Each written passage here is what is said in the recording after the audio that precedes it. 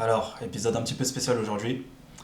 Pas vraiment spécial parce que je vais parler d'un échec, voire même de plusieurs échecs que j'ai subis à la chaîne, mais parce que j'ai une conjonctivite. Donc, on dirait que j'ai fumé un bouffe pack du futur, alors qu'en vrai, je suis même pas là-dedans. On dirait que je me suis intoxiqué toute la nuit. Bon, là, ça s'est calmé parce que j'ai mis des gouttes, mais j'ai les yeux écarlates. Donc, vous avez pas envie de voir ça. Autant que je garde mes lunettes. Donc, ça, c'est une première chose. Deuxième chose, je crois que j'ai trouvé un thème pour les vidéos courtes et je pense que je vais utiliser ce même look pour les vidéos courtes. Donc on y reviendra un petit peu plus tard, mais je pense que je vais recommencer à faire du format court à une période vraiment précise. Là, je continuerai quand même à faire du contenu sur YouTube, bien évidemment, mais je vais reprendre aussi les formats courts parce que voilà, je pense qu'il y a quelque chose d'intéressant à en tirer aussi. Donc aujourd'hui, on va parler de deux échecs consécutifs que j'ai eus par rapport à deux médias que j'ai tenté de créer et qui ont échoué. Alors, déjà, la question qu'il faut se poser, c'est comment je le prends. Euh, En soi, je le prends pas mal parce que j'avance. Comme je vous l'ai dit dans l'épisode dernier, je pense que les échecs font partie du process. Mais là où c'est le plus intéressant, c'est comment vous rebondissez derrière. Donc je vais commencer par le premier média que j'avais créé, qui s'appelle 2K99. Donc les deux médias étaient des web radios. Le premier s'appelait 2K99 et c'était une radio sur YouTube. Donc ce qu'il faut savoir, c'est que j'ai créé cette web radio parce que je cherchais à diffuser du son R&B, mais pas le R&B tel que vous connaissez des années 2000, etc. Même si c'est de la musique qui m'intéresse, moi je voulais plus rentrer dans une espèce de mood très, très Toronto, très toxique, très Drake, Party Next Door et tout ce genre d'artistes. Alors c'est vrai que j'ai un petit peu étendu les styles musicaux, vu qu'il s'agissait d'une... en fait, cette chaîne YouTube était une chaîne pilote pour ce que j'allais faire beaucoup plus tard. Mais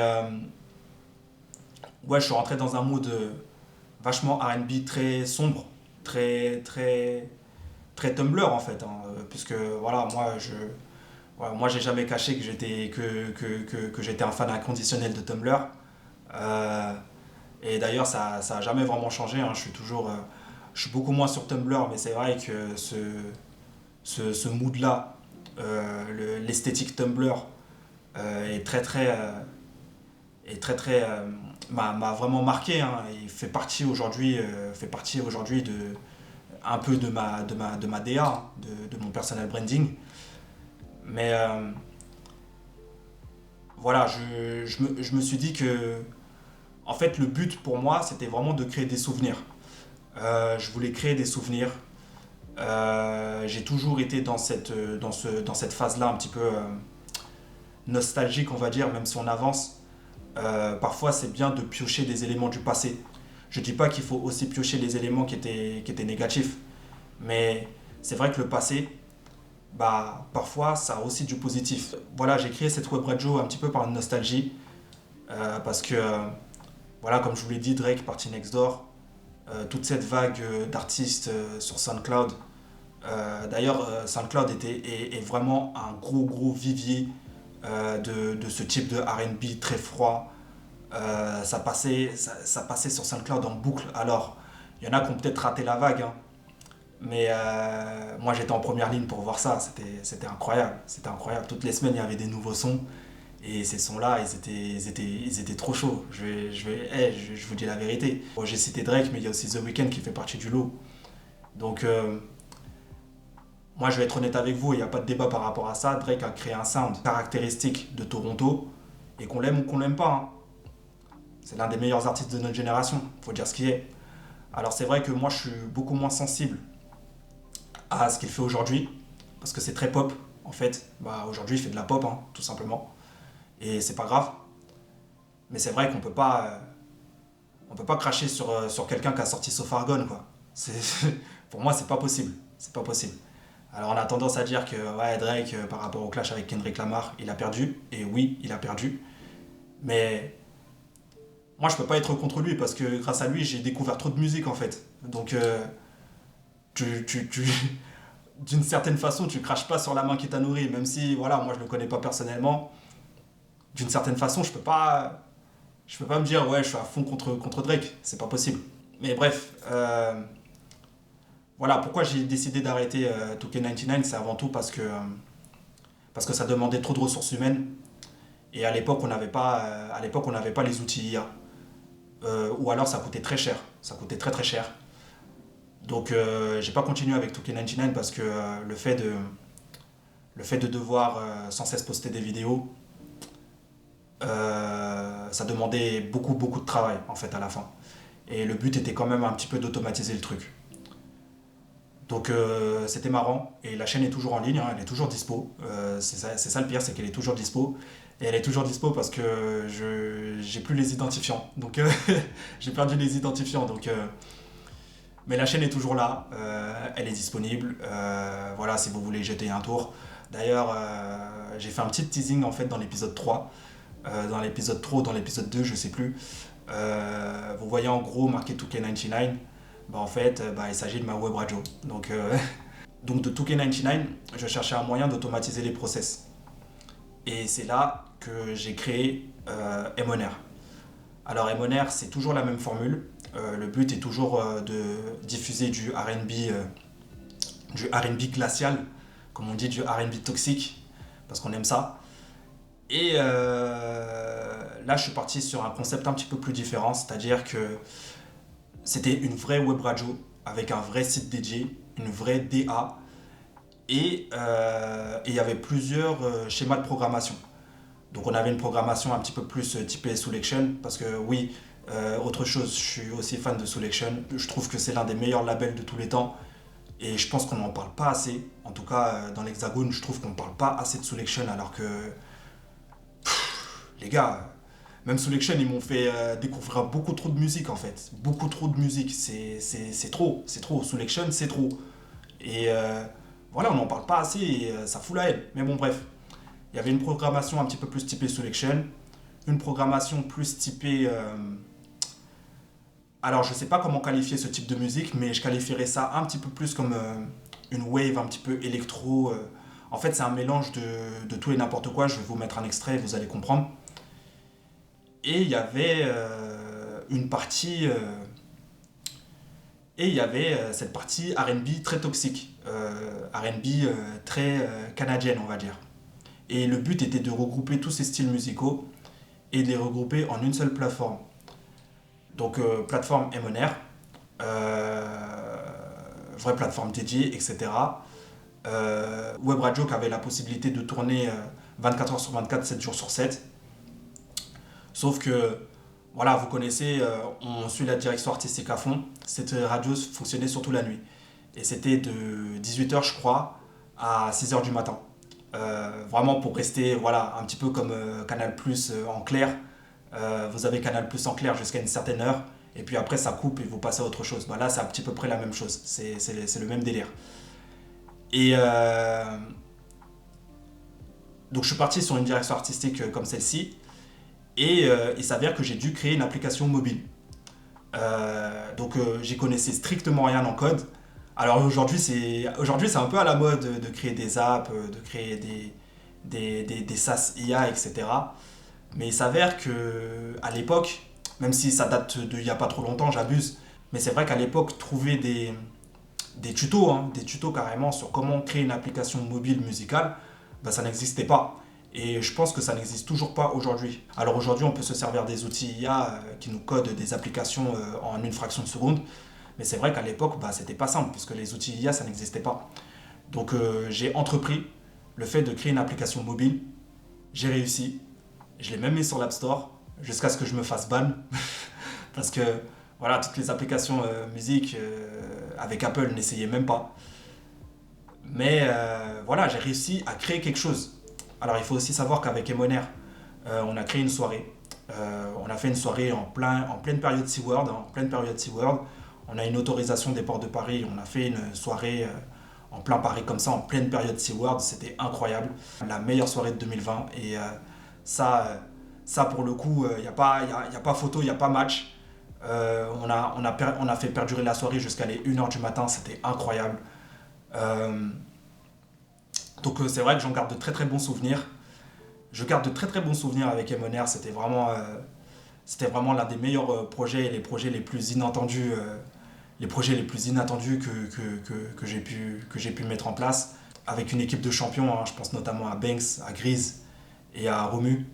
Et pourquoi ça s'est arrêté du coup? C'est parce qu'en fait ça coûtait beaucoup trop cher à mettre en place. Et à l'époque, il faut savoir que voilà, moi j'avais pas forcément les thunes, j'avais pas forcément créé encore SatB Studio, SatB Supply, pardon, ma langue fourche encore une fois. J'avais pas encore créé SatB Supply, voilà, j'avais pas encore créé un environnement propice au fait de gagner ma vie quand même un minimum. Et ça c'est le danger un petit peu, c'est-à-dire que vous voulez créer des choses, mais il ne faut pas oublier qu'il y a un gros aspect monétaire aussi là-dedans. Et ça, c'est un truc sur lequel je veux vous mettre un petit peu en garde. C'est que si vous n'avez pas les ressources, vous pouvez toujours continuer, ça pose pas de problème. Mais faites en sorte quand même de budgétiser un minimum ce que vous voulez faire. Alors c'est vrai que personnellement, je prends les choses de façon très très créative. C'est-à-dire que je ne prends pas forcément en compte l'argent dans ce que je crée. Parce que le but est de partir de zéro, de créer quelque chose avec rien du tout. Mais en ce qui concerne les médias, bah, c'est très très différent. Parce que les médias, ça vous pousse quand même à avoir une certaine audience avant de commencer à faire des gros trucs. Et moi, l'audience, bah, je ne l'ai jamais vraiment eu en fait. J'ai jamais été vraiment friand des réseaux sociaux en vrai. Euh, j'ai toujours été un gars qui essaye d'être discret. Euh, mais force est de constater que je suis obligé de me montrer si je veux que mes business fonctionnent un minimum. Et que je suis obligé aussi d'avoir une certaine audience pour que mes business fonctionnent un minimum. Donc c'est vrai que ça, c'est une erreur que j'ai fait par rapport à Emoner. Et c'est l'une des raisons pour lesquelles j'ai pas continué. C'est parce qu'en fait, j'ai pas d'audience. Et quand t'as pas d'audience que tu peux monétiser, bah tu peux pas. En tout cas, à l'époque, je me retrouvais dans une situation d'urgence. Et c'est vrai que je pouvais pas me permettre de faire un média et de faire perdurer un média pendant des années sans forcément avoir les thunes pour le faire fonctionner et pour le faire tourner quoi. Donc ça c'est une chose qu'il faut savoir, c'est si vous cherchez à faire du profit rapidement, euh, et c'est important le profit, faut qu'on arrête de se mentir par rapport à ça. Alors en vrai, s'il faut être hyper sévère, on ne fait pas de business pour faire des choses jolies en fait. On fait du business avant tout pour faire du profit. Il faut que tu fasses vivre ton entreprise, il faut que tu vives par rapport à cette entreprise. Euh, faut qu'on arrête de se mentir 2 secondes. Je veux bien comprendre que voilà, certaines personnes cherchent à s'encanailler et à faire croire que faire des business c'est fashion, etc. Non, c'est pas fashion du tout les gars. Et c'est pas facile. Donc faut arrêter avec ça. Et voilà, dites-vous que cette entreprise doit faire de l'argent. Alors c'est vrai qu'il y a une éthique. Euh, D'ailleurs, il faut arrêter de se mentir avec ça aussi. Je pense qu'il faut avoir une éthique si on fait du business. Ça, c'est indissociable. Après, l'éthique, ça dépend de tout à chacun, mais je pense qu'il faut quand même avoir une certaine éthique pour faire les choses. Une éthique de travail et une éthique morale aussi. Euh, mais voilà, le but d'un business est d'abord de faire du profit. Et c'est vrai qu'en créant un média, en tout cas en commençant le business, entre guillemets, par un média, c'est vrai que c'est pas la meilleure solution à mon avis. Alors c'est vrai que parfois il y a des trucs qui peuvent arriver, un facteur qu'on appelle un facteur chance. Pour moi ça n'existe pas vraiment, mais c'est vrai que parfois il peut y avoir un facteur chance qui fait que vous pouvez péter au bout de 6 mois. Et c'est tout à fait possible. Mais c'est vrai que vous avez plus de chances de créer du profit en créant un produit qu'en créant un média. Et ça c'est statistique, c'est pas je le sors pas de mon chapeau comme ça, non c'est vrai. Bon j'ai une légère coupure caméra, bon c'est des trucs qui arrivent. Bon on reprend. Si je devais faire Emoner aujourd'hui, comment je le ferais? Déjà, premièrement, il faut savoir qu'à la base j'étais un DJ. J'ai été DJ, en fait je le suis toujours. Je vais pas vous mentir, je le suis toujours. C'est juste qu'aujourd'hui, bah, j'ai beaucoup moins l'occasion de faire des dates parce que j'ai des choses à faire, faut pas déconner non plus. mais aussi parce que voilà, moi je prends pas le temps de démarcher les gens, etc., pour essayer de faire des DJ sets, etc. Même si ça m'intéresse toujours de faire des DJ sets. Mais c'est vrai que j'ai beaucoup moins j'ai beaucoup moins je dirais pas l'appétit pour ça, mais je suis beaucoup plus focus sur ce que j'ai à faire plutôt que trouver des dates pour faire des DJ sets, etc. Mais ce qu'il faut savoir, c'est que ouais, de base j'étais DJ et moi je suis vraiment un DJ éclectique. C'est-à-dire que faudra pas s'étonner si dans l'un de mes DJ sets tu peux entendre de la baile funk, enchaîner avec de la techno, enchaîner avec de l'électro, enchaîner avec de la trap. Pour vous donner des références en artistes et ce que je kiffe un petit peu dans cette mouvance-là, vous avez des artistes comme Lunis, vous avez Hudson Mohawk, vous avez Cashmere Cat, vous avez Virgil Abloh, Rip, le GOAT, vous vous avez Tonight. Voilà, tous ces artistes-là, c'est ce qui me définit et c'est ce que je kiffe en termes de musique parce que le fait qu'ils soient éclectiques dans leur DJ set, c'est ça qui m'intéresse et c'est ça que j'essaie de faire partager aux gens. C'est vraiment de multiplier les genres. J'essaie d'écouter et de comprendre tout et n'importe quoi. J'essaie de m'intéresser à tous les styles. Et voilà, pour moi, la musique, c'est ça. La musique, ça me passionne en fait. C'est une passion, la musique. Et c'est vrai que, et c'est vrai que je voulais partager de la musique différemment avec Emoner. Je voulais partager de la musique différemment, mais aujourd'hui, je ne le ferai pas comme ça. J'ai voulu créer quelque chose de beaucoup trop gros pour moi, alors que en fait, il suffit juste que tu aies des platines et il suffit juste que tu postes une vidéo sur YouTube d'un DJ set. Fin de l'histoire en fait. C'est aussi simple que ça. Si je devais tout recommencer, je créerais une audience. Ensuite, je créerais des produits pour monétiser cette audience. Et j'aurais terminé par un média, histoire de faire perdurer. Alors la question qu'on me pose souvent, c'est est-ce qu'Emoner reviendra un jour? Bah, la réponse, et je vais vous la donner maintenant, c'est oui, ça reviendra un jour. Mais je dois rester concentré sur ce que j'ai à faire avant de remettre ce projet en place. Je ne peux pas me permettre de remettre Emoner en place maintenant, tout simplement parce que ça coûte de l'argent. Et c'est l'une des raisons pour lesquelles aussi je bosse. Si je bosse autant, c'est parce que voilà, il y a des projets où j'aimerais mettre des personnes en avant, des jeunes en avant surtout. Euh, Parce que le but à la fin, c'est surtout de partager. Je voudrais surtout mettre des jeunes en avant, euh, des jeunes qui ont un réel talent. Et c'est vrai qu'Emoner serait la plateforme parfaite pour ça. Mais pour ça, il faut que je bosse. Et je ne peux pas me permettre de relancer Emoner comme ça d'un claquement de doigts et ne pas avoir de plan avant. Donc le but pour moi là à l'heure actuelle, c'est vraiment de bosser sur mes projets. Et je peux déjà vous garantir que Emoner reviendra un jour. Ça reviendra un jour. Pas maintenant, pas tout de suite. Parce que voilà, il y a un moment aussi, il faut rester focus sur ce que tu as à faire. Et je pense que c'est pas le bon moment encore pour que Emoner revienne. En tout cas, si ça revient maintenant, ça reviendra sous une autre forme, mais pas sous la forme que je veux que ce soit. J'ai beaucoup d'ambition pour un éventuel retour. Et croyez-moi, j'y pense tous les jours. Il n'y a pas un moment où je ne pense pas à un retour éventuel d'Emoner. Mais c'est pas pour tout de suite. C'est pas pour tout de suite. Il faut d'abord que je reste focus sur ce que j'ai à faire. Et, ensuite, ça reviendra. Et quand ça reviendra sous une forme que je qualifierai comme étant beaucoup plus intéressante. Voilà. Je pense que j'ai tout dit pour ce jour-ci. J'ai beaucoup parlé. J'espère que je réussirai quand même à me faire comprendre au montage.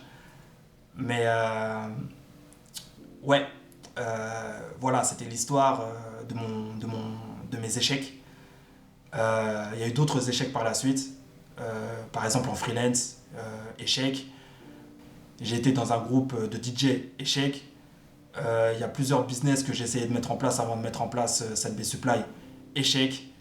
Euh, et je pourrais vous raconter tout ça, mais il me faudra vraiment beaucoup de temps pour vous raconter toutes les anecdotes qu'il y a par rapport à ça. D'ailleurs, l'épisode sur les anecdotes de Salbe Supply va arriver. Et, voilà, je pense que j'ai tout dit et on peut passer au jour suivant.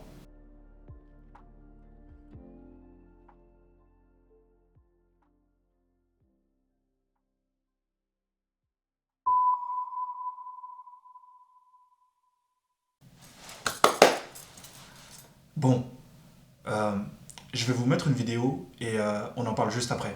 This right here represents 1 year of your life, a square. Now I want you guys to imagine how many squares would there be if it was your entire life. A lot, right? Nah, fuck that, bro. A lot? Is this a lot to you? Is this a lot to you, bro? Look at it. That's your entire life. 75 years. That's the average human lifespan, bro. And life is always unexpected, like I always tell you guys. If you're lucky, you get to live this long. But I know so many people, bro, that die at the age of 20, 25, 30, 40, bro.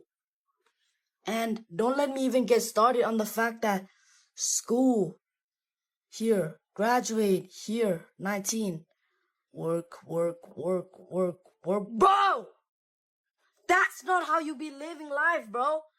Retire at 70? You kidding me, bro? That's the traditional way of living, guys. Je sais pas pour vous, mais moi personnellement, la vidéo, elle m'a fait gamberger. Déjà que je suis assez d'accord avec lui. En tout cas, s'il faut prendre le cas général, la généralité, je suis d'accord avec lui. Je suis d'accord avec lui. Mais difficile à croire que c'est un petit de 15 ans qui pense comme ça. Après, il y a des petits de 15 ans qui sont très très éveillés, mais ouais, le mec m'a fait réfléchir. Le mec m'a fait réfléchir alors que, en soi, c'est son illustration, c'est la manière dont il a illustré le propos qui me, qui m'a vraiment mis un coup en fait. Ça m'a mis un coup. Tu vois, quand tu te prends, tu vois, quand tu te manges une. C'est même pas je me suis mangé une steak, tu vois, je me suis mangé une patate. Genre, le mec il m'a mis un coup de poing, tu vois, en plein visage, paf, tu vois, je suis tombé. Et il a pas tort par rapport à ça, parce que quand tu représentes 75 ans avec des carrés, tu te rends compte que, en fait, il n'y a pas beaucoup, en fait, il y a pas beaucoup de temps. Il n'y a pas beaucoup de temps, frère. Il n'y a pas beaucoup de temps. Et ouais, le mec m'a fait poser encore un petit peu plus de questions. Après, j'étais déjà dans cette théorie, déjà, du fait, la théorie d'être payé, la théorie d'avoir un salaire. J'ai toujours trouvé ça bizarre. Après, vous allez me dire ce que vous en pensez, hein. Mais j'ai toujours trouvé ça bizarre d'être payé 12 fois en un an, genre. J'ai toujours trouvé ça super chelou. Genre, t'es payé, genre que en un an, on te donne de l'argent que 12 fois. Et tu dois te contenter de ça. Après, je sais qu'il y a des impératifs, c'est pas aussi simple qu'on le pense, c'est pas aussi simple qu'on le dit. Et je suis pas en train d'insulter les personnes qui sont salariées. Mais c'est vrai qu'être payé 12 fois en un an, c'est très bizarre. Après, comme je le dis, je le répète, dans la vie, il y a des impératifs. D'ailleurs, moi-même, je pense que si j'arrive pas à atteindre mes objectifs en tant que solopreneur, bah, s'il n'y a pas d'autre solution, bah ouais, je vais retourner au salariat comme tout le monde. Et c'est pas. Alors oui, c'est grave. Pour moi, ce serait quelque chose de grave parce que ce serait un aveu d'échec total. Mais en même temps, quand t'as pas le choix, bah t'as pas le choix en fait. Il faut bien à un moment que tu remplisses ton assiette. Il faut bien à un moment que tu puisses manger. Et c'est vrai que bah, en étant solopreneur, bah, j'ai la garantie de rien. Le salariat, au moins, ça t'amène une garantie. Et c'est ce qu'on demande en fait au salariat, c'est d'avoir une garantie. Tu vois, t'as une garantie d'avoir un salaire, tu peux partir en vacances et il n'y a pas de problème. Mais c'est vrai que en fait, ça t'enferme à fond. Voilà, moi j'ai toujours trouvé ça bizarre d'être payé 12 fois en un an. Et son truc avec les cases là, euh, en moyenne, un humain vit 75 ans. T'as passé ta vie à travailler, t'as eu ton diplôme à 20 piges. Qu'est-ce qui te reste après? Qu'est-ce qui te reste? Tu vas passer toute ta vie à travailler, genre? Je sais pas, je trouve ça super bizarre. Je trouve ça super bizarre. Voilà, en tout cas, le petit m'a mis un uppercut KO là. Il m'a mis un uppercut KO. On se retrouve le jour suivant. Là, il faut que je réfléchisse. D'ailleurs, je vais voir ma petite soeur jouer au basket puisque ma petite soeur est basketteuse, hein. Voilà, on peut dire officiellement qu'elle est basketteuse. Donc je vais regarder son match Durant le trajet, je vais réfléchir à tout ça. De toute façon, j'ai même plus d'écouteurs, donc il faut que je me rachète une paire d'écouteurs. Je vais aller chez Nothing pour ça, mais je vais réfléchir à ça. Je vais réfléchir à ça durant le trajet. J'aurai que ça à faire de toute façon.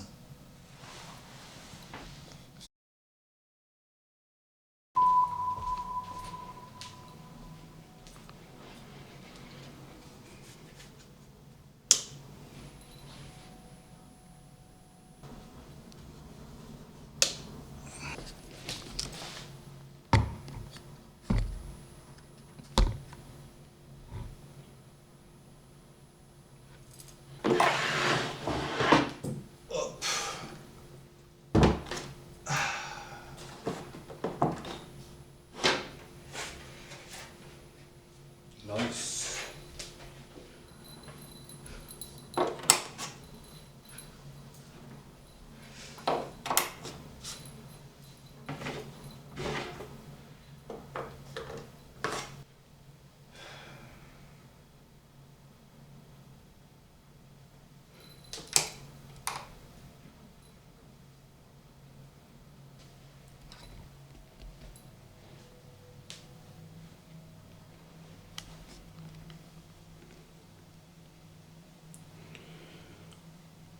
Bon, euh,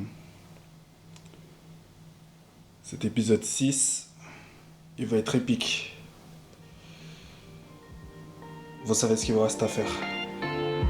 A plus.